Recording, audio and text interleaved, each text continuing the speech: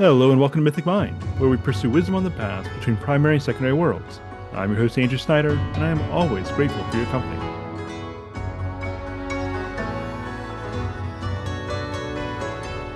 Hey there! Today I'm joined by Thomas Salerno and Chase Arrington to discuss the next set of readings from the Poetic Edda. And so let's go ahead and jump right into that.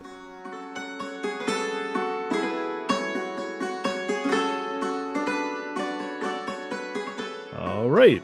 Well, welcome back to our latest Edda chat as we cover a number of texts. I'm just saying that we have a lot of short text here, which makes it a little bit difficult for me at least to remember what's going on in each one. So hopefully you guys can help me out on that. Starting off with a short poem about Sigurd. And so we're continuing to deal with the Volsung saga kind of material, especially focusing around Sigurd, and then we're going to move into what happens after his death with his wife Gudrun and her various exploits, and with her brothers and whatnot. Um, so, in the short poem about Sigurd, we're getting another look at the death of Sigurd and what happens with Brynhild, his wife, or not his wife, his should have been wife, because Sigurd had been engaged with her. He was betrothed to this Valkyrie Brynhild, but then through really no fault of his own, aside from the general curse that's kind of following the treasure that he liberated from Fafnir, um, he takes this forgetting potion, and so he forgets Brynhild, forgets his relationship he had with her, and he ends up marrying Gudrun. Her brother Gunnar, however, ends up marrying Brynhild, and so Brynhild, she never really gets over this because she wants to be with Sigurd. I mean, he's this great warrior. He's the one who's accomplished these great things, and she was only supposed to marry like the greatest man in the world or something of that nature. And so she's never gotten over the situation. And so, out of rage, out of envy, she plots to have Sigurd killed. But then she laments that he was killed and basically kills herself in lament. And so that sets up really this poem that we're dealing with, as well as the rest of what follows in these texts. Um,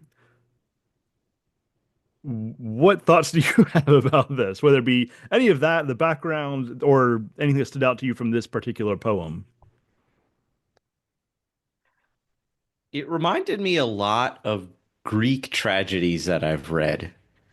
There seems to be this similar sort of pagan obsession with these family feuds, and how they're almost fated to happen or literally fated to happen, whether it's the in the Greek myths, it seems to be the gods that are often driving people to fight against one another and do these things. And but I notice in a lot of these stories, it can be the Aesir meddling in people's affairs, but a lot of the times it's just this sort of faceless idea of fate, and that your destinies are already written. Like sometimes it's personified in the Norns, but like very rarely, like they mostly just refer to fate.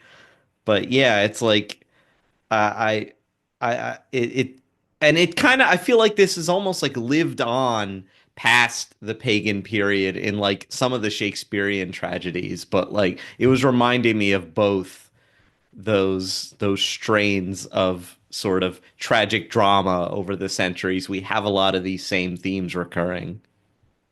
Yeah, and so Brynhild, she is obviously driven by deep passion, but she also feels like she's not really making a choice here. This is what has to happen. In verse 7 here, she says, "The words I'm speaking now, I'll be sorry for later." So, like, she recognizes this is not a good plan to have her beloved Sigurd have him killed. But she says, "I'll be sorry for later. Gudrun is his wife, and I am Gunnar's. The hateful Norns decreed this long torment for us." And so Hmm. there we have the idea of, the fates have decided this is how things are going to play out, and I don't even really have any choice in the matter.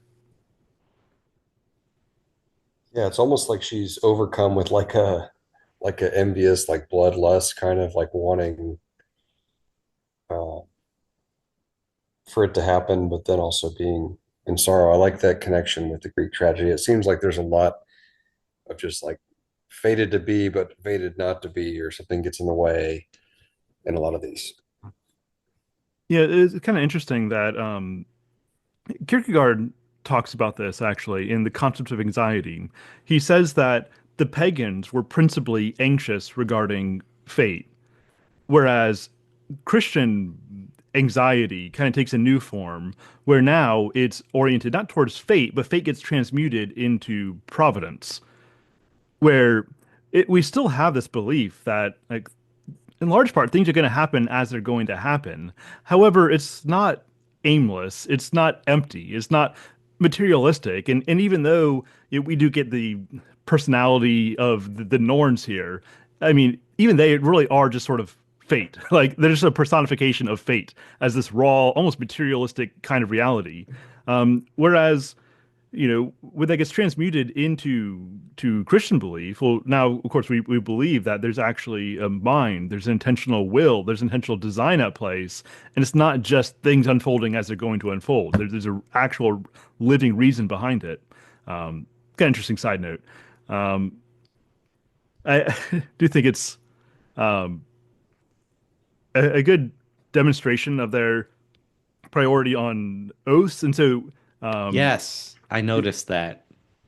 yeah, so Gunnar, at first when he's told by his wife Brynhild to go and kill Sigurd, he's distraught. He's like, I swore an oath to this man. Like I'm in his service. I can't do this thing. And so at first he's angry and he's cast down and like he doesn't know. Okay, do I do what she wants? Do I do what is in line with my oaths that I've made? And then he comes up with like a loophole and says, let's get our younger brother who, at the time we swore oaths to Sigurd, I mean, he was too young, so he didn't swear any oaths, and so let's get him to do it. And so he tries to find this loophole, which I guess gets him out of it. Yeah, I noticed that I think in one of the later references, I think it's stanza 17, where Hogni says, "It is not fitting for us two to do this, cutting asunder with a sword the oaths we've sworn, the pledges made." So there's this kind of, and it kind of reminds me of Tolkien, where, oaths are literally binding, that there are personal consequences to you if you break an oath that you've sworn. And the that's clearly coming, I think, from a lot of these Norse sagas. They have this, you know, belief that it's like, break an oath and it's going to rebound back onto you, almost like a kind of wheel of karma, I guess. But yeah, I like how they get this other fella, their younger brother, I think he said who it was, Hmm. and then he he has this very tragic comic death. Very like this stanza 23. He attacks Sigurd in his bed in this version. There seems to be several versions of how Hmm. Sigurd died across these, but in this one, they cowardly attack him in his bed. But Sigurd, I guess, wakes up like just as he's being killed and kills the other guy. He says his enemy parted into two pieces, arms and head dispatched in one direction, and the leg half landed backwards. And It's they like the mention in first the no- example of yeah, slapstick, just yeah. Right. yeah. Yeah, so he takes his sword, the Grom, and he just throws it and slices the guy in two. That's quite the scene. Um, Prototype of the Star Wars lightsaber throw. right. I don't recall this Guthorm guy. I don't recall him making an appearance other than in this scene in the various ways that it's told. So he's at the red shirt, right? He gets thrown in there just for this situation so he can die. Yeah. And also, like in this version, Gudrun is sleeping with him when he's killed, and she goes through this, very like loud and demonstrative, uh grief and lament. And then in other versions, it said like she could barely grieve for, and she's almost catatonic. So again, it's interesting how the different versions, the different traditions that are being collected together in, I guess, this codex that was put together of a lot of these myths, you can see the different strains of the tradition sometimes contradict each other. Yeah, and so both obviously deal with an intense kind of lament, just taking very different forms. Hmm. Yeah, And yeah, good. I just saw that like, from having read like the Prose Edda and then also the Volsung Saga, it is different to see kind of how they all either filled in the blanks or didn't fully know another tradition of what they had said. Um, Going so far as like Sigfrida and Brynhild and kind of like mismatching them together and then not, it's just so weird. Speaking of the oaths in Tolkien, I've been reading the Silmarillion, so it's definitely Yep. getting some good connections there. I was reading that some yesterday, so Oh yeah, I mean the whole driving force of the Oath of Feanor, and yeah, mhm. oaths definitely play a driving role in that text. And then I mean, of course, you get to Lord of the Rings, and you've got the Men of Dunharrow, right? The Army of the Dead, and Hmm. oaths definitely play an important role in Tolkien's writing, and I'm sure that's very much drawn from the Germanic tradition that we're pulling from right now. Anything else from this poem before we move on? And we probably won't spend a lot of time in any one poem, but if there's anything else I feel like bringing up here. I think just it is interesting to see the difference of like how she's kind of like bloodthirsty at the beginning, and then at the end she's like wanting to make sure that he's not going to make it too far before her, like in death. So Uh-huh. Yeah, and so in even in death, she's not going to let him go. yeah, Yeah, something about her suicide was very Greek tragedy to me, where it's Yeah. like I've done this this thing and now I'm also going to kill myself, to sort of make the circle is now complete. This sort of circle of violence has to resolve itself. Yeah. Reminds me of I can't remember Sigurd's sister. Um Zigny? Is that? I don't know. I might be mixing my names. But from the Volsung saga, Sigurd's sister, who goes off and marries that other terrible king who ends up, killing off all of Sigurd's brothers. Um, that she also in plotting revenge against her husband, against the king, she ends up she kills off her own children and just like does all this conspiracy. And at the end of the day, once she finally kills the king, she just embraces the flames of the castle around her. And so this is kind of an ongoing theme here of a woman trying to make something right in her eyes, and then it just ends in blood and or fire. And self-destruction. Yeah. Right. Yeah, and that's kind of a recurring theme. Like throughout a lot of these poems that we're looking at, we're dealing with uh, a woman in lament. And sometimes it's just lamentation. Sometimes it takes extraordinary form, like with Brynhild. But there is some brightness. I mean, it's a very dark kind of it's a very dark poem regarding the content of what's happening here. But there is some hope here in 55 where it says, "A girl will be born, her mother will raise her, more radiant than the bright day. Svanhild will be than a ray of the sun." And so, um, even though Sigurd's dying, Gudrun is going to have and going to raise Sigurd's daughter, who is going to be a bright ray that she is going to have this there's some light coming out of even this dark tale, and that's going to move forward into the rest of the Volsung story, with Sigurd not having a male heir at this point. She is really going to carry on the Volsung identity moving forward, although it doesn't go much further before the Volsungs are totally wiped out, but there's at least some momentary hope. Speaking of hope, moving on to Brynhild's Ride to Hell. Yeah, What a what a title! great title. And Yeah, of course, this is the Norse hell rather than the Christian hell. The correct, correct. This is right, the Norse yeah. hell, the place of the dead, not the Christian hell. Um, it's kind of interesting. So Brynhild here, um, dead Brynhild, is going on her way when she's stopped by what was it? Was it a giantess? Mhm. Yeah, also called an ogress at the end. Right, Yeah. right. So she's stopped by this ogress, and basically they have this little spat with each other, and then Brynhild goes on her way to hell. Um, I'm not really sure what to make of this. I don't know if you guys have any deep insights. It was a funny vignette. I like Yeah, that's about what I got from it. Yeah, I think the one thing that kind of stood out was just how it, earlier it talks about Sigurd being like a Southern man in a lot of ways, and then here it says the Danish Viking among the retinue. So it's like even in these, it's kind of like fixing it. Like, no, he's actually Danish. He's not like Frank or whatever. It's just weird. Yeah, and I think that background changes it a couple times. Yeah. Um, yeah, and so that's interesting.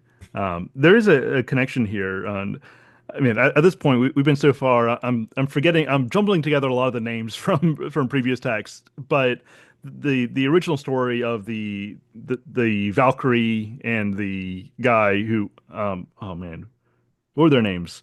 I can't The remember. proto Sigurd person. Oh man, I'm drawing a blank. But the hold on, I gotta figure it out real fast. I don't know, it's okay. But long before most of these texts that we're looking at, there was the story of the Valkyrie. Is it No. Zigarifa? Anyways, and she and her lover, he dies and she goes into this lament, and then we're told that potentially they reincarnated into Sigurd and Brynhild, and so we get this Right. repetition of ideas here. And in Brynhild's ride to hell, there is this mention of there's this kind of connection here between some of the background as Brynhild telling her story, where she does intertwine herself with this original story, kind of confirming this idea that we're dealing with repetition here. We're dealing with the same kind of story repeating itself over time. So that's kind of interesting. Um, and then at the end here in verse 14, she says, "Men and women, those who are living, must spend all too long in terrible sorrow, but we shall live fully all our time together, Sigurd and I, now ogress sink." So she has this hope that now finally in death she can actually be united with Sigurd. I mean, I guess his wife Gudrun is still in the land of living, so now she can go have Sigurd all to herself. Um, it's I guess a very dark, kind of demented sort of romance. It was Yeah. Helgi. That's who it was. That's Helgi. That's what I was looking Yeah. for. Yes. Yeah. All right. Anything else from this one? All right. Um, moving on, there's a short prose section on the death of the Niflungs, which basically Gunnar and Hogni, the brothers of Gudrun, so brothers-in-law of Sigurd, basically they get the treasure that Sigurd had that he liberated from Fafnir, and that's the gist of what happens there. But that does set up kind of where things are going to go. Now, anything you wanted to say about that? If not, we can just move on. Just cursed treasure, it's right. So it's like it was cursed from when he gets it. So anyone that's getting it is succumbing to some kind of evil fate. And Correct. that reminds me of something I've been reading recently. So I've been going through the Book of Lost Tales by Tolkien, and I just finished reading The Tale of the Naglafring, which was that dwarven necklace that's made with the Silmaril and this and but there's also cursed gold involved that's from the horde of well, he's not called Glaurung then, but a dragon horde basically. And so like it reminds me of that same thing where like this dwarf puts a curse on the gold, and then Thingol, the king of Doriath, gets it, and all of this treachery and murder happens between elves against elves, dwarves against elves, elves against dwarves, all this stuff. And I'm like, this is starting to sound really familiar because like even with Fafnir's treasure, wasn't it originally a dwarf who puts the curse on it? I Yeah, think. it's the one that it's the one with like the ring that just keeps making more and more of itself. So it's like Yeah. forever, right? And so So Yeah, and yeah, so definitely, it yeah, it definitely ju- some connections there. I just realized how close that is to or Hmm. the influences on the Naglafring story or the Nauglamir as it would be called in later writings. It's Hmm. is really really obvious. Yeah, and so there's this idea of the doomed treasure, the treasure that has a doom upon it. So we see that in the Eddic text, we see that in Tolkien's text, we see that in, I mean, even looking to, The with Hobbit, right? This is what attracted the dragon. It's the doom that's attached to, I mean, really any tendency to hoard treasure. I mean, as Lewis tells us, sleeping on a dragon's hoard with dragoness thoughts tends to make one into a dragon, or at the very least, it may summon them to you. um, or in Eustace, yeah. yeah, exactly. Or Re- like Beowulf, right? We get this curse that's on the treasure, and so even when Beowulf liberates the treasure from the dragon, it doesn't do them any good. That they're still doomed, and so and there's question to be raised, like should the treasure have even been liberated to begin with? And so there's this warning in the Anglo-Saxon literature, in the Germanic literature, in Tolkien's literature. There's this warning about treasure, which I think is interesting in a culture that so valued treasure. That's like they recognized where these tendencies can go wrong, and there's some warnings there, even in the pagan writings. Okay, so moving on here to the second poem of Gudrun. This is consists of Gudrun lamenting her woes to this King Theodoric, um, and she recounts kind of what happened following the death of Sigurd, how she was really forced to marry Atli, who, depending on which text we're reading, either is Attila the Hun or he's at least based off Attila the Hun, but he's also the brother of Brynhild. Um, so I don't know how all this works out. uh, Um, but so she's forced to marry the brother of Brynhild. And that just doesn't go well, as you would suppose. And so, I mean, that gives us the setup. I mean, do you guys have anything to pull out of this? I got the horse like knows about Sigurd's death or like can sense it or something. I think this is an right, because the horse runs from the because in this one Sigurd is killed at I guess an assembly of lords or great fighters or something like that. So he's not killed in his bed, but in a public place. And so the Gudrun goes and essentially speaks to the horse. It's like weeping. I went to talk to Grani, that's the horse. Cheeks wet with tears, I asked the horse for news. Grani drooped his head then, hid it in the grass. The horse knew that his master was no more. Right. So she sees this horse and she asks, why the long face, right? Sorry. I'm Yeah. sorry. Um, Ba-dum-butch. I know. I'm so sorry. With an extra kid in the house, I've got extra the dad jokes now. So from the notes, it was saying that Theodoric was loosely connected with the historic Theodoric the Great. Um, Mm. it's just interesting seeing that and like Attila and all these people that are just like I'm sure they heard about them and they're like, oh, this is a great king. We're just borrowing names sometimes. We're just gonna bring them together. And so, yeah, so Theodoric, he is this exiled king of Verona who took refuge at Attila's court.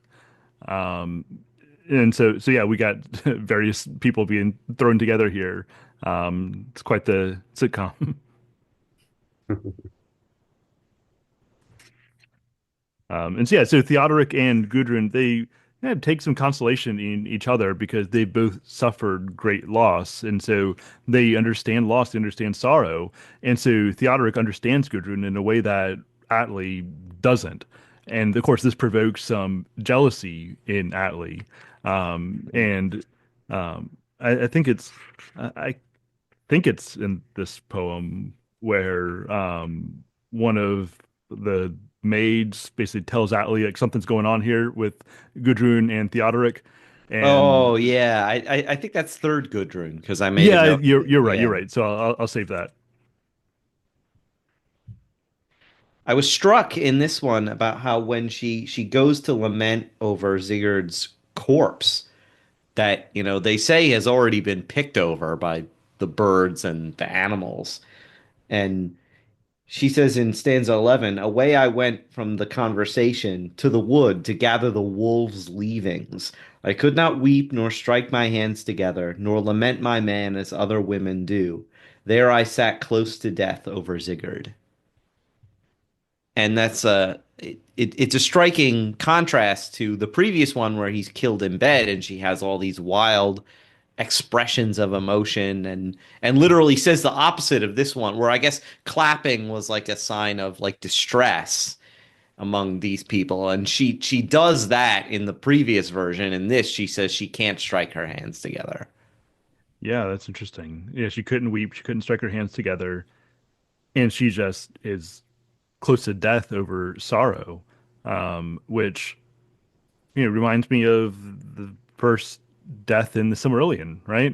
When, I can't remember who was it that died.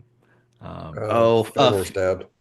yeah, yeah, Yeah, yeah, it was Finway's wife, yeah. yeah, and she just dies for sorrow, right? She just kind of lets go. Oh yeah, you're Um, right. Yeah, that is the yeah, first death. You're right. yeah. So there's that connection of approaching death, or in Tolkien's case, engaging with death simply through sorrow, because I mean, Tolkien puts so much emphasis on will. I mean, Lord of the Rings, right? The conflict is primarily one of will, and I think that importance of the will is, I mean, we see that in the Númenórean kings when it's they release themselves to death when it's time, or you see this in um, in Valinor when she releases herself. So Atli does get this premonition that Gudrun's going to be the death of him at the end, near the end, when Atli wakes her up because he's had this dream of foreboding here that Gudrun, basically, that she's going to kill him. Um, and and that's kind of how the poem ends without any resolution as to what we're going to do about that. But again, we get this idea of fate coming into play. When you have that like first thought, like, oh, this woman's crazy, like I should not date her or marry her, and then you go against it. Right. Like, I mean, what's the worst that can happen? And later we see Gudrun's brothers go against advice that came to Gudrun in dreams, right? Right. Right. So there's this idea that like you can have prem it's almost like they don't matter. You can have these, premonitions in dreams, but it doesn't matter because the thing's going to happen anyway because of the fate is driving these people. Right. So it doesn't matter if you're given some spoilers ahead of time. Yeah. It's going to happen as it's going to happen. All right. Anything else from the second poem? Right. So yeah, now moving on to the third poem of Gudrun, and this is where there's this maid who tells Atli that something's going on between Theodoric and Gudrun, and so she's put through this trial by ordeal, which is what they used to do to, I mean, basically discover the truth when there's not clear evidence. And so Gudrun has to stick her hand into this boiling cauldron, and the fact that it doesn't hurt her proves that she's innocent. Then the maid has to do likewise based off the accusation she made, and the fact that she scalds her hand proves that she's lying. I mean, kind of makes sense. And then she's turned into a bog body at the end. Right, right. She's drowned in the bog. Yeah, I was struck by the trial by ordeal because I don't think that's something we had seen yet. Yeah, the Larrington here in the intro says that okay, maybe this was a later idea that's been put into this. Mm. I think it's interesting just even in that first stanza how when she's talking to Atli, just saying it would seem better to the warrior, like says, "Why are you downcast? Why do you never laugh? It would seem better to the warriors that you should speak to the people and look at me." Just like the importance of their king, laughing, laughing loudest and just bringing up the morale of his people. So if he's downcast, the rest of the group is not going to do well. Yeah, and she's basically telling him that things aren't great. I mean, they have a terrible relationship with each other, but see, he's the duty as the king to put on a good face, to look at Mhm. her, at least in public, as if everything's okay. He has a duty to laugh. He's a duty to put on the right kind of face that a king should have. And so she's providing him with some good counsel here. But and I guess that's a good way to really set up what I mean, how bad of a king Atli is. That here she's presented as providing good queenly counsel to her husband, the king, um, but then he goes off into this jealous rage. Essentially, doesn't really trust her, and so he's just he can't rely on the wisdom that's right next to him. Man, I think drowning in a bog would be so much worse than just in water. Oh, Yeah. Yeah. All right. So I guess moving on to I'm probably mispronouncing most of these names, but Oddrun's Lament. Um, so let's see if I can remember what's going on here. So Oddrun is a sister of Atli, and she is going to help this woman Borgny give birth, because Borgny had an illicit relationship with this guy Vilmund, and Vilmund wanted to basically hide the pregnancy, and so he hid her for a number of years, I think. Hold on, where was it? Somewhere in here, I don't remember offhand, but it says that he hid her for like multiple winters, and so this is a Uh, very long pregnancy, and she can't give birth during this time until Oddrun shows up and helps her do so. It reminds me of in the Volsung saga. I think it was Siegfried, perhaps. One of them was their mother was pregnant for like years on end, and so he comes out as like a small yeah. child. Uh, Yeah, exactly. so there's something similar, I think, going on here. Just, I don't know. It's kind of a weird thing that we see a Anatomically few does times. not work, but and there's magic involved anyway, because I think yeah, it's in stanza 7, talks about spells. It's Oddrun mentioned, it says, I think that they did not speak much more. The gentle lady went to sit by the girl's knee. Strongly Oddrun sang, powerfully Oddrun sang, sharp spells for Borgny. Yeah, and so there's some magic involved here. I don't really know a lot of these as details as to what's actually happening. For one thing, Borgny, this character, is a pretty minor character. I don't think that she shows up like anywhere else. She seems to be definitely kind of on the sidelines of all of this. But yeah, so there's some kind of magic involved. I don't know if that's because of just the implicit deceit that's present here, that this is why she's unable to have a child. There's emphasis on oath keeping in the culture, on truth telling, and so I don't know if the deceit is what's almost creating a curse on Borgny, preventing her from having a child. So then Oddrun has to kind of counteract that curse with spells. Is my Mm. best reading of what's happening. Or I was like, maybe it's because of like the weird, like years long pregnancy Hmm. that like the only way to give birth to like a toddler in this sense is to have this magic spell. So Like, so it's kind of like an epidural. yeah, yeah. And it's interesting to me that the whole thing is Oddrun is basically unwillingly aiding the lover of her brother's killer, Right. essentially. She doesn't want to, but she feels somehow duty bound to help this person. And she's like, I'm helping. And she basically comes right out and says, I'm helping you, but I don't like you. Right. Right. Not very good bedside manner for No, yeah. helping her deliver. Worst midwife. Right.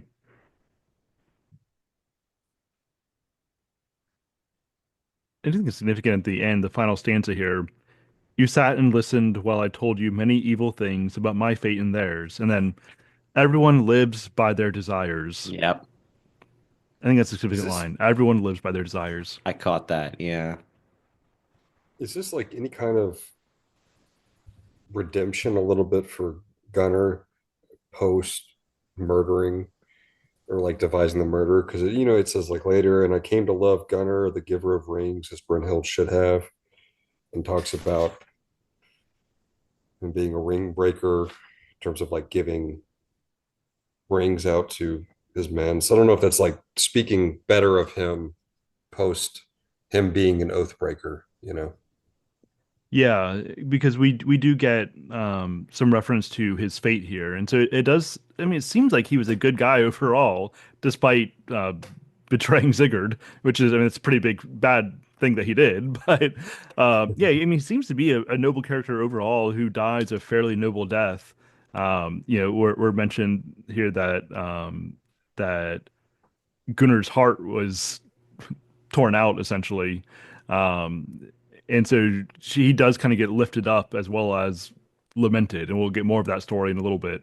Um, yeah, that's there does seem to be some sort of redemption here, or at the very least, he didn't lose all of his honor. Right. Yeah, he's Yeah. thrown into it mentioned in several versions, he's thrown into a snake pit, Gunnar is, and Right, he right. uses this like His harp. toes.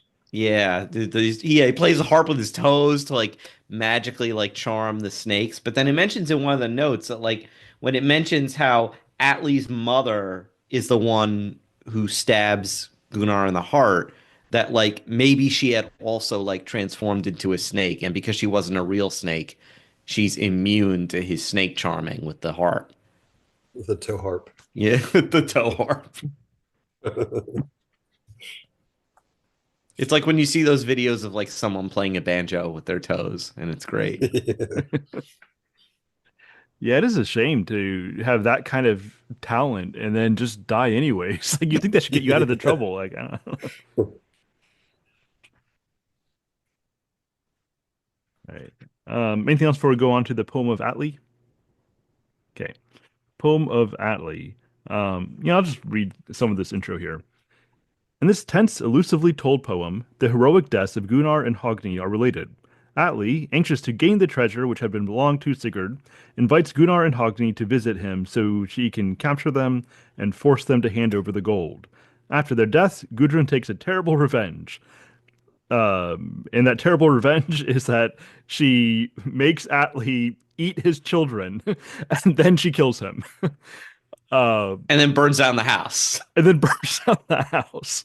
Another example of these, hell hath no fury idea when she is just going to make things burn. um, yeah, so we get the death of Gunnar and Hogni, and so they are summoned forth to Atli's court. They're not really told why, but they get this invitation. And I may mix some of this together with the next poem, which is kind of a retelling, but um, they their wives say don't go, or at least one of their wives do. They say don't go. I get some foreboding here, but they say yeah, it's fine. So they go off anyways, and this is where they die because Atli wants to get the treasure, but Atli's not very smart about this. So first he kills Hogni. He rips out his heart and shows it to Gunnar. And then when Gunnar sees it, he says, "Well, now that I know that my brother's dead, I know the secret's not going to get out. and so I'm not going to tell you anything. Um, because with his brother alive, I mean, he wouldn't know if, okay, is he going to give the secret? Is he not? But now that I know, I'm the only person with the secret of where the treasure is. Well, I can hold that securely and know with certainty that, if I die, I die, and he's not going to get this treasure. And so, knowing that his brother's dead, he has that sort of that strength to him that he knows it all depends on him. And so he's willing to engage with death just the same as his brother was. And so they die courageous kinds of deaths here. Um, but at the same time, they die the death that's associated with the treasure. So, I mean, I guess the question is, regarding their legacy could be raised there. But I thought it was interesting just in the intro how it talks about in the German tradition, Gudrun is determined to kill the brothers in revenge for the death of Sigurd, her husband. In Norse, she is more loyal to her brothers than her husband. So just mhm. wonder if it like kind of speaks about each of the societies, if they viewed anything different, whether it was like with the brother relationship or the husband relationship. Yeah, that is interesting, and I can't really speak to that, but it would be interesting to know that if that's consistent or not. It seems to be based off the things that I've read, at least regarding the Norse tradition. I mean, the fact that Sigurd's sister is, she's loyal to him and not to the foreign king that she marries. And so that idea does get repeated a couple times here.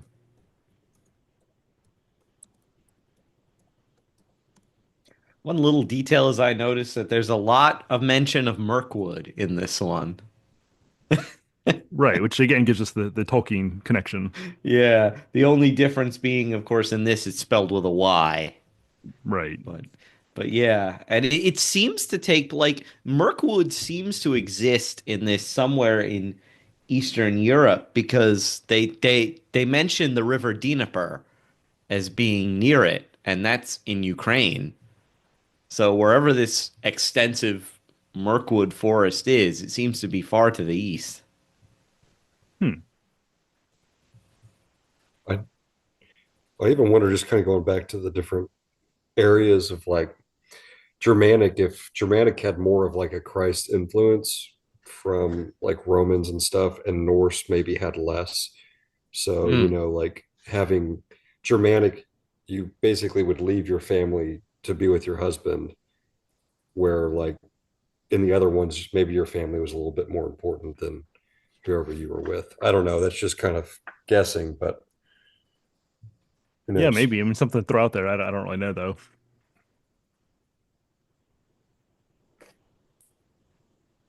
Let's say this is one of the oldest um, of the poems in the Poetic Edda. Hmm. Um, and so once the brothers recognize what's going on here, that this is a trap laid out for them, they do immediately start fighting and they kill off a number of people.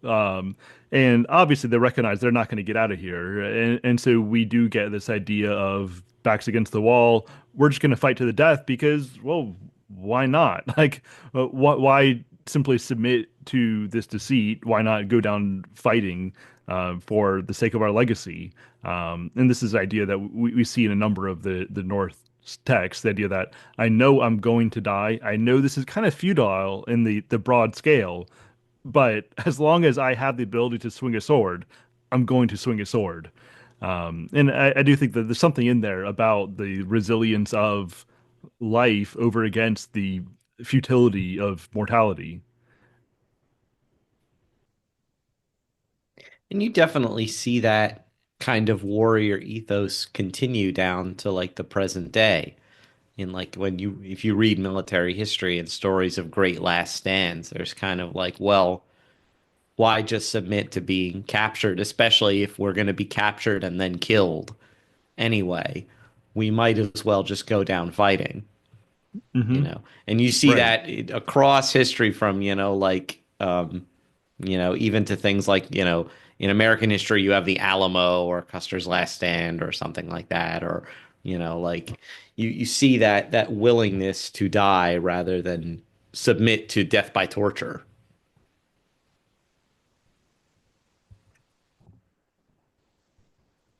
Right. I mean, Yep. there's a certain spirited rationality behind that, that I think gets particular play in the Northern text. But yeah, you're right.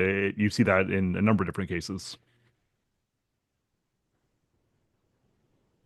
But it's Very, very. interesting contrasted to like Christianity, right? Because like it's interesting how in later like medieval and like later texts you have this idea of Christ as a warrior, as a fighter, right? And where he wrestles with death, on the cross, he makes it submit to him. Yet at the same time, in the actual facts of the case, he's laying down his life. He's letting himself be tortured to death rather than where he says, I could call a host of angels and end this now, but I'm not going to, you know. Yeah. That. I mean, there. I mean, there, and I think that both of those are true, right? That it's, and that's why even the word martyr, like Mhm. it is related to the martial spirit, Mars, the god of war. Like, and so the same influence, and this gets into like the medieval cosmology idea that Mars, this martial influence, has a connection both to the just warrior, something like the noble knight, as well as to the martyr, because both the noble warrior as well as the martyr are victors in as they stand against the forces that would come against them. So both present a different kind of victory. And I think that in the Right. victory of the cross, we definitely see both playing out simultaneously. That Hmm. Christ is the victor standing over against death, standing over against sin, yet he's also laying himself down, which is another kind of standing against opposing forces. Right. It's the kind of turn the other cheek thing where it's a different way of opposition, you know. Hmm. It's not letting yourself be trampled upon. It's literally like it's turning your opponent's opposition against himself almost. Right, You're forcing your opponent to recognize the injustice of what he's doing. right, exactly.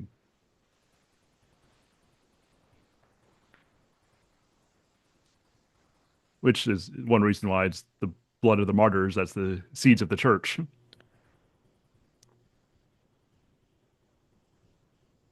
Yet simultaneously, that's how we conquered Rome, so to speak.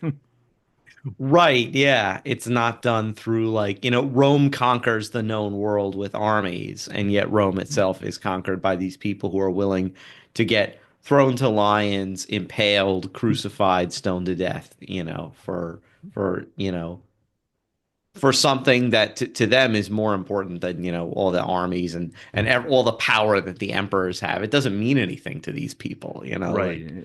It's hard to read something like the martyrdom of Polycarp and not see strength there. Um, well, back to the pagans. Um, Yeah, so she goes on this rampage of she gets Atli to eat their children, and then when he's just thrown off into horror of what happened, that's basically when she kills him and then burns the place down. And she even considers killing herself here, but she doesn't. She's prevented somehow or another from doing that. And I do think it's interesting. This line stood out to me in 39, where it says, "Gold she scattered." The gosling bright woman. She's described as being gosling bright here. Which gosling, like a goose, I suppose, which made me think of Elwing a little bit from Silmarillion, Ah. who tries to cast herself into the sea, essentially, escaping what's happening around her, trying to make sure the Silmaril doesn't get into the wrong hands. And so she dives into the sea to kill herself, but she's prevented from doing so, and she actually ends up getting turned into a bird, right? A white bird. And so I'm wondering if there's some connection here between sort of this scene of, she's casting herself away. She's described as being gosling bright. Now we get the Elwing connection in Tolkien. it's not a clear one to one, but I do think there's some similarity here on a thematic level, which is potentially another Tolkien connection. Yeah, and the notes mentioned something earlier about swan women Yeah, that's what I was going to being, bring up too. yeah, Hmm. being like an important recurring device in these tales. Yeah, I mean that came up profoundly in that one poem about that elf, that trickster elf who I can't remember all the details, but there's swan women in that story. But yeah, there's just some terrifying imagery here. In Hmm. 41, with a sword point, she gave the bed blood to drink. With a hell-bent hand, she loosed the dogs, hurled before the hall doors a flaming brand, wakening the house servants. The bride made them pay for her brothers. And this goes on. Like it's terrifying, like a horror kind of imagery that we get playing out here. Um, yeah. Anything else from this? Well, then I guess moving on to the Greenlandic Lay of Atli, which is a retelling of the story from the Greenlandic tradition, where we're told it's a little bit less courtly, less kind of aristocratic. Things are a little more sort of just like uh, human focus, I guess. It's more of a human story than simply a terrifying courtly story. Um, so I don't know what stood out to you guys from this one.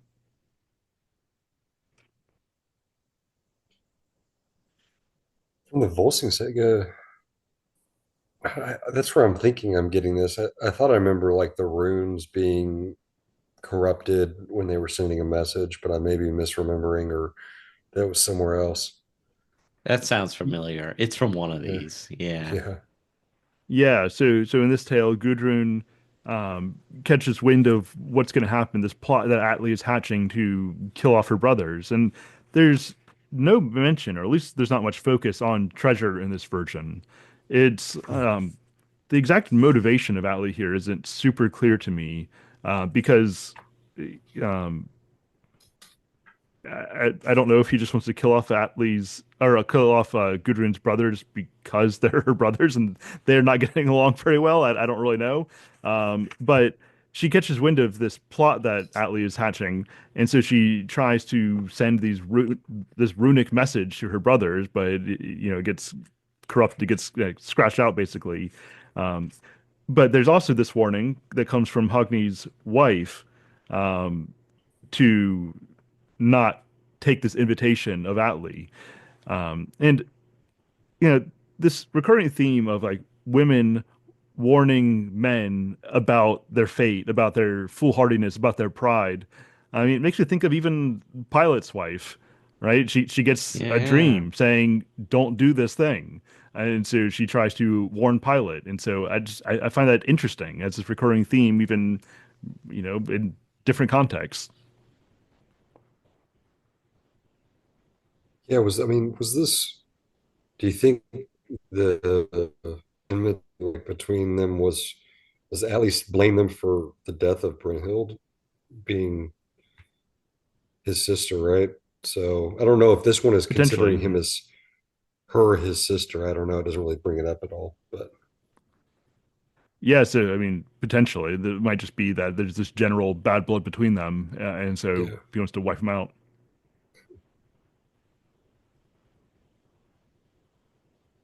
There's a lot in this about more about how they can't escape their fate, and like even with the dreams, and they try to blow them off, but then later one of them's like, "It's too late to speak thus. All is now arranged. I cannot escape these fateful portents, since we intend to go. Everything seems to show that we haven't long to live." So Like, he, whatever. yeah, it's like he knows he's going to his death. And then when they later they part from their wives, their wives go a little bit on the journey on them and are with them and are still trying to convince them to go home. And then when they finally part, it's like a long time they gazed before they turned away from each other. I think their fates were laid down there when their ways parted. Yeah, and I love just these very natural relationship we get here between men and women, where the women say, don't go this, it's dangerous, things aren't going to go well. And 13, Hogni says, all women think the worst. And so women Ah, just worry too much. It's fine. I just found that kind of funny. Interesting detail that when again that they are very clear-eyed about going to their fate, that when they arrive at this place, they had to travel by ship to get there. They don't tie the boat up. So presumably the boat would just drift away on the current, and they're like, "Oh, we're not going to need it anymore." Right, we're going to our fate. It's fine. Where it's like, I guess, like for a Viking, like your Viking ship has to be one of the most like sacred and valuable things you own, and they're just like, we're not going to need it where we're going. Yeah, and it's interesting that so this guy Vingi is the messenger who brings them to Atli's court, and even as they start to approach, even Vingi says, "Okay, hold on, guys, this is a trap." Like he tells them, I don't know exactly why. I don't know if it's some prick of his conscience. I don't know, but suddenly as they approach Atli's territory, Vingi tells them what's about to happen, and then they respond by killing him. I love the language here. It says after he reveals what's about to happen, it says they push Viggy down and knocked him into hell. Yeah. It's such intense language. And they set about him with axes while he struggled for breath. And so they just knock him into hell. Um, And then they, as in the last poem, they start fighting. But in this version, Gudrun actually picks up a sword and starts fighting alongside them, which it's a great scene, right? You get all these siblings working together here, knocking down a bunch of people.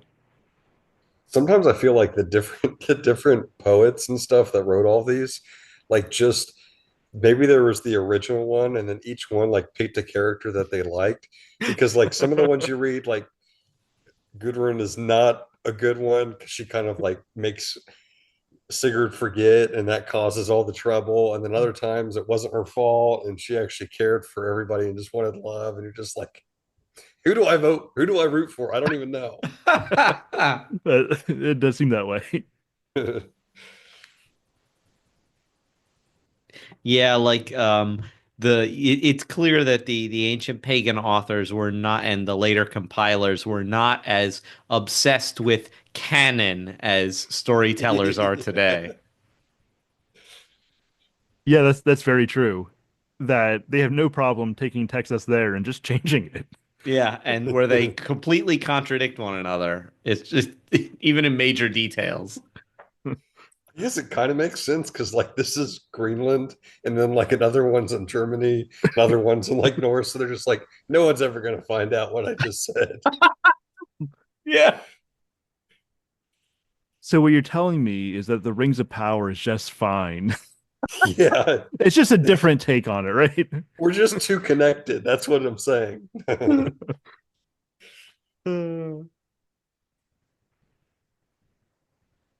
Yep, and here it comes up the fate again. This is in 48. It's Gudrun speaking to her brothers, I think. I tried to remedy this by keeping you at Mhm. home. I think she's referring to the runes she sent. Yet no one defeats fate, and so you still came here.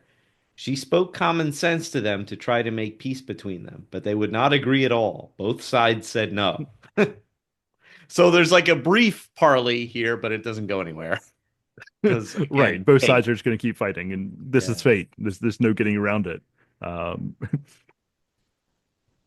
and then even after this, we get some bickering between Atli and Gudrun, which you would think by this point Atli would just have her killed or something, like seeing that she took up a sword against his men, but he doesn't. And Nope, they they they just just sit at different ends of the hall. That's right. all. Yeah. So there's things are just a little bit heated between them, but that's about it. Um, and they just start fighting with each other. And like Gudrun says, I think the gods win for it when things go badly for you. And then he says to his people, Do all you can to make Gudrun sob so that I might see her without a vestige of joy. And so like they're still together, but they just absolutely hate each other.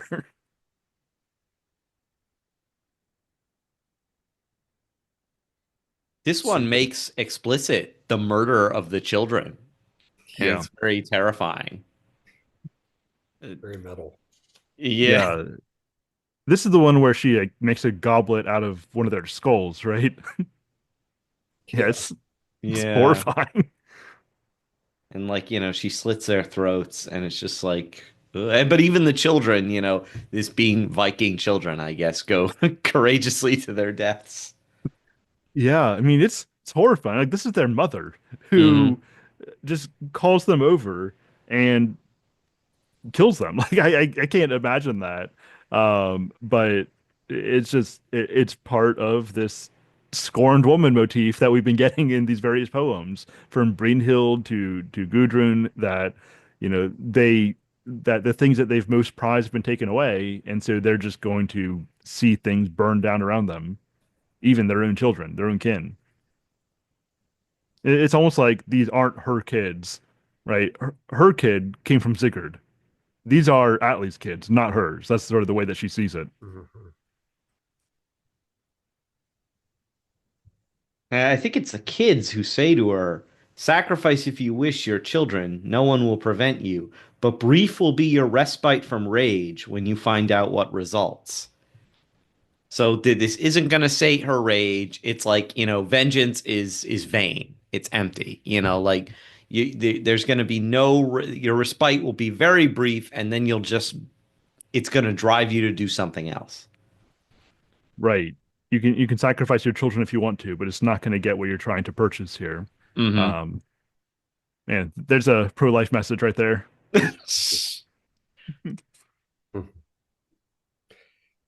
It's interesting because this one's like written later with verse 103 where it says, I'll buy a ship and a painted coffin. Just because it's like two different ways of burying them, the Christian and the pagan. So Mhm. definitely more influence there. Yeah. Um, I think that the death of Hogni is significant here when he's told that he's going to die, and as he already knows, and he responds by saying, "Do as you wish. I'll cheerfully await it. My courage you can test. I've borne sharper trials before. You met some resistance when you were unwounded. Now we are so injured. Do as you please." So he's injured. He can't fight back at this point. And so he says, just kill me and I'll cheerfully wait for it. So he's not just going to stoically embrace his death, this idea that I'm going to laugh my way to death. I'm going to embrace this cheerfully. And I think that really gets into this Viking kind of spirit of laughing even in the face of death.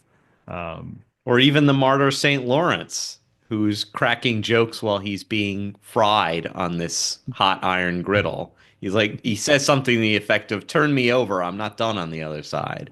right. Yeah, it's like when you embrace life to that degree, death itself almost becomes a joke. Or at the very least, the vile forces that would bring it about are a joke because they're weak, they're vain. That's what's vain. Your death isn't vain. The Mhm. forces that are bringing about your death are ultimately in vain. And I think that we even see that sort of mentality here in this in to the extent we can see it in the pagan hero.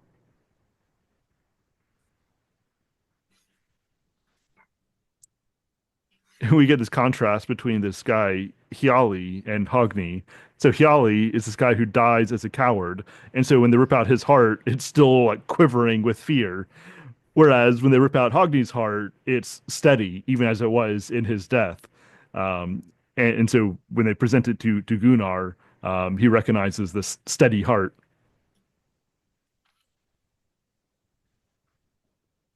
Reminds me of how you're judged in the Egyptian afterlife by your heart, right? They judge how your heart looks and then they weigh it, and that determines whether you're obliterated for eternity or get to enjoy eternity with the gods.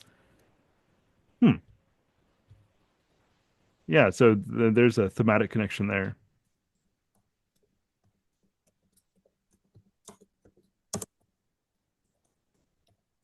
another great line here um, when Gudrun starts to hatch her plot. She says, um, "A demon I've seen before. Now I'll improve on that." She's going Yeah. to be worse than a demon here. So do we think the Temple of Doom heart removal scene was that a steady or a quivering heart? Oh, I need to go back and watch that now. Yeah.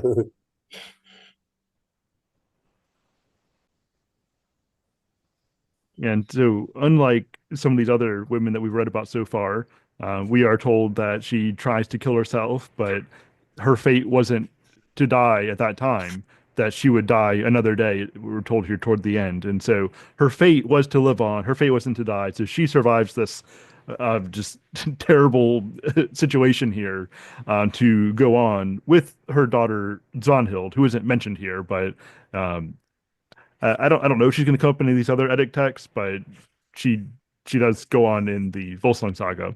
Um, and then we're told as just a encapsulation or a I guess solidification of the legacy of Gudrun and her brothers at the end.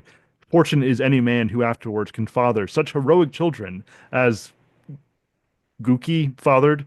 After them in every land, their defiance lives on wherever people hear of it. And so they have this living legacy that even as they all died ultimately in courageous situations, in defiance of, their killers, that they, inspire this legacy of defiance wherever people hear it. And so there's this noble legacy even from these doomed people. In which, I mean, potentially we could draw another Tolkien connection there when you look at, the number of Noldor, despite the doom placed upon them, that, die in heroic ways. And so even though there's this kind of futility, that futility doesn't necessarily define the entirety of their legacy and the life that they lead.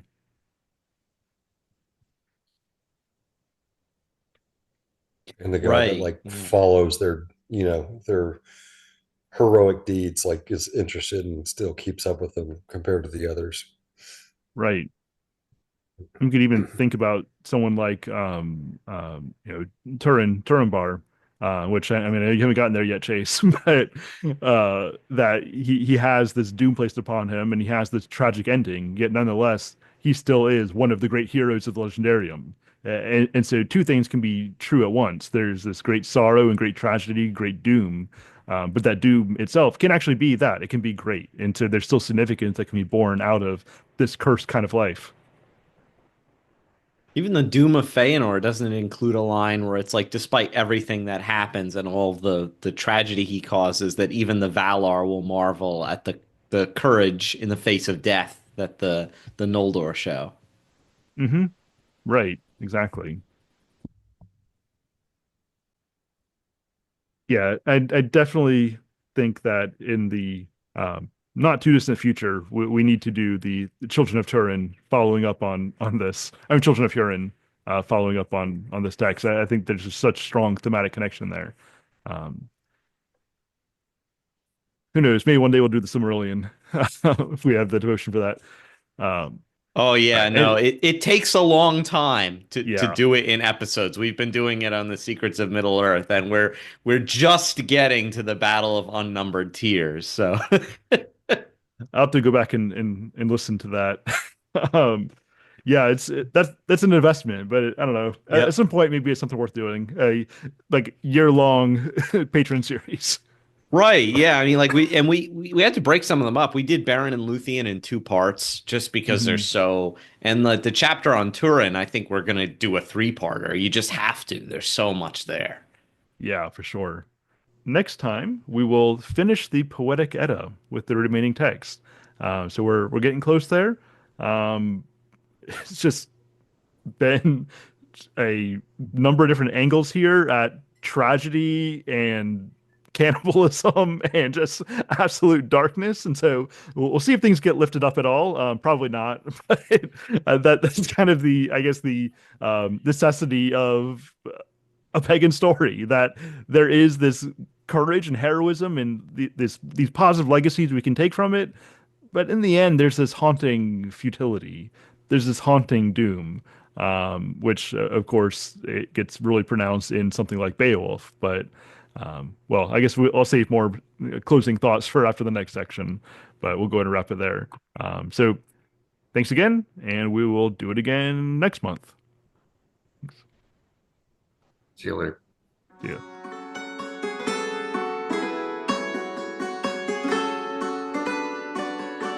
Thank you for listening, or for watching if you're on YouTube right now, and thank you for your support, especially to my paid patrons.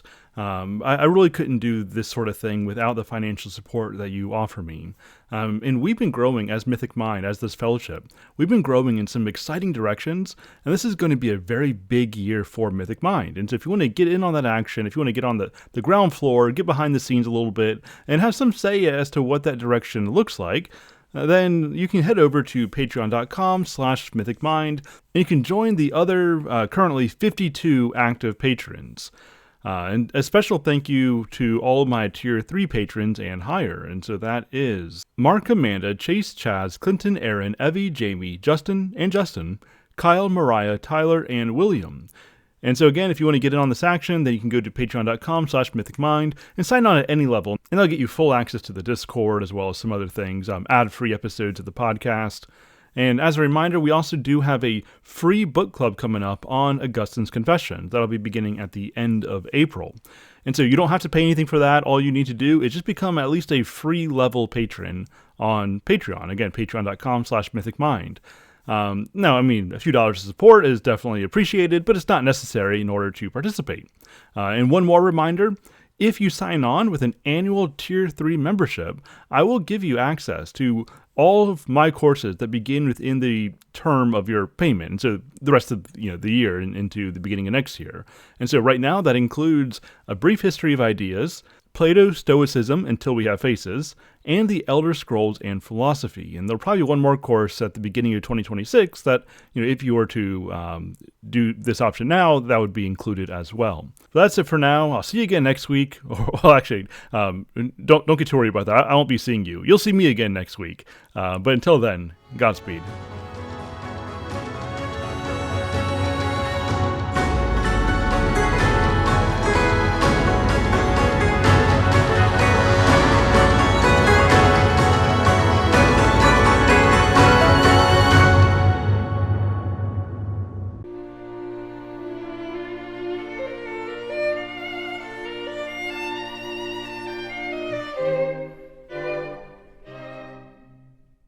When you go to the roots of the word philosophy, you find the love of wisdom, which unfortunately is not what you find at the roots of all who call themselves philosophers. Now, how do we get here? What are the ideas that shape our world, and what can the old world tell us in response to the perennial questions of what it means to be human, what is our purpose, and what, if anything, ought we aspire to? In a brief history of ideas, we will navigate major epics of thought and survey some of the most important figures in the Western canon, including Plato, Aristotle, Boethius, Augustine, Anselm, Aquinas, Descartes, Nietzsche, Sartre, and Kierkegaard.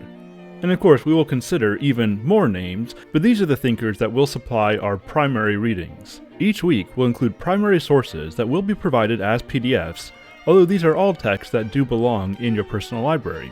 You'll be recommended some secondary texts, you'll be provided with some recorded presentations for you to watch at your leisure, ongoing Discord chats, and weekly live meetings to discuss the readings.